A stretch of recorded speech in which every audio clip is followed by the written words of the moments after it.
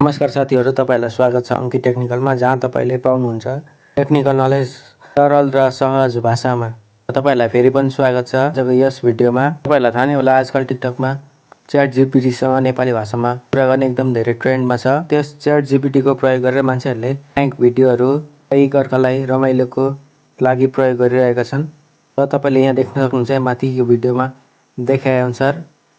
नमस्ते आकाश, आजको दिन कस्तो बितिरहेको छ? आजको दिन एकदम राम्रो बितिरहेको छ। हजुरको कस्तो छ? म त ठिकै छु। तपाईको दिन रमाइलो बितेको सुनेर खुसी लाग्यो। कुनै रमाइलो काम गर्नुभयो त आज? मान्छेले यसरी प्रयोग गरिरहेका छन्। यसरी तपाईले च्याट जीपीटीलाई नेपाली भाषामा बोलेर केही प्रश्नहरु गर्न सक्नुहुनेछ। तपाईलाई च्याट जीपीटीले नेपाली भाषामा उत्तर पनि दिनेछ।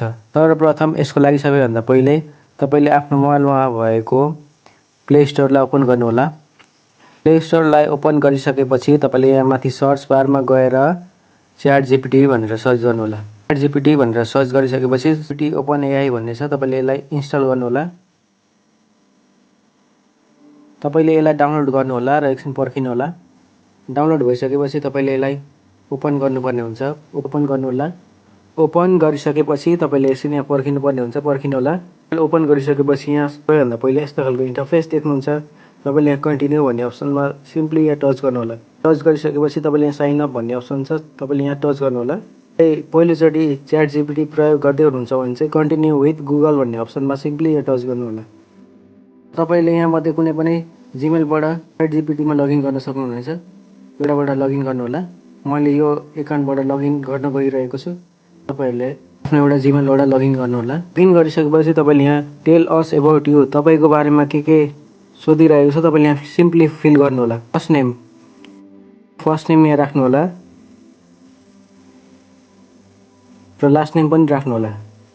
तपाईले र्यान्डम जे राख्न पनि सक्नुहुन्छ र तपाईले आफ्नो नाम पनि राख्न सक्नुहुनेछ। र तपाईले यहाँ डेट अफ बर्थ राख्नुपर्ने हुन्छ, राख्नु होला। डेट अफ बर्थ राख्नु होला। त्यसपछि यहाँ कन्फर्म भन्ने अप्सन छ, सिम्पली तपाईले यहाँ टच गर्नु होला। यहाँ टच गरिसकेपछि तपाईको यहाँ कन्फर्म हुन्छ र न्यू भन्ने अप्सनमा सिम्पली यहाँ टच गर्नु होला। यहाँ टच गरिसकेपछि एकछिन यहाँ लोडिङ हुन्छ र तपाईले यहाँ एकछिन प्रोसेसिङ भइरहेको छ। र फाइनली यहाँ तपाईले यहाँ देख्न सक्नुहुन्छ मेरो यहाँ एकाउन्ट लगइन भइसकेको छ र तपाईले पनि यही सेम प्रोसेस फलो गरेर एकाउन्ट लगइन गर्न सक्नुहुनेछ। र तपाईले ओपन गरिसकेपछि यस्तो खालको इन्टरफेस देख्नुहुन्छ। तपाईले सिम्पली यहाँ साइडमा यहाँ टच गर्नु होला। यहाँ टच गरिसकेपछि तपाईले कन्टिन्यू भन्ने अप्सन छ, सिम्पली तपाईले यहाँ टच गर्नु होला। यहाँ टच गरिसकेपछि allow chat GPT to record your audio भन्ने छ, सिम्पली तपाईले यहाँ वाइल युजिङ द एप भनेर पनि सिलेक्ट गर्न सक्नुहुनेछ। र तपाईले यहाँ डिफ्रेन्ट टाइपको भोइसहरु सिलेक्ट गर्न सक्नुहुनेछ। धेरैवटा अप्सन छ, तपाईले यहाँ मध्ये कुनै पनि सिलेक्ट गर्न सक्नुहुनेछ। यहाँ तपाईले 7-8 वटा तपाईले यहाँ भोइसहरु पाउन सक्नुहुनेछ। तपाईले यहाँ मध्ये तपाईले कुनै पनि सिलेक्ट गर्न सक्नुहुनेछ। अहिले चाहिँ म यो भोइसलाई सिलेक्ट गर्न गइरहेको छु र डन भन्ने अप्सनमा टच गर्नु होला।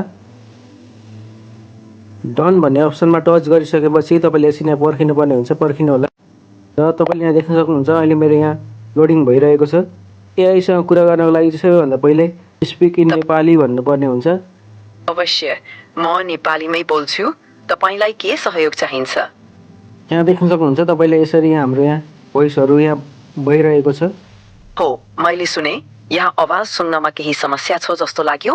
म यो समाधान गर्न सक्दिन, तर अन्य कुनै जानकारी चाहिएमा म यहाँ छु। र तपाईले यहाँ देख्न सक्नुहुन्छ यसरी हामीले यहाँ च्याट जीपीटी सँग कुरा गर्न सकिन्छ। मेरो नाम के होला? तपाईको नाम मलाई थाहा छैन। म तपाईलाई के भनेर बोलाऊ? यसरी तपाईले यहाँ च्याट जीपीटी सँग कुरा गर्न सक्नुहुन्छ नेपाली भाषामा। आफन्तहरुसँग रमाइलोको रूपमा पनि प्रयोग गर्न सक्नुहुनेछ। यसरी तपाईले च्याट जीपीटीलाई नेपालीमा कुरा गराउन सक्नुहुनेछ र तपाईले आफूलाई चाहिएको प्रश्नहरुको तपाईले यसलाई प्रश्न गराएर त्यसको उत्तर सहजै नेपाली भाषामा पाउन सक्नुहुनेछ। आजको लागि यति नै। हामी फेरि भेट हुनेछ अर्को भिडियोमा। तबसम्मको लागि म बिदा चाहन्छु।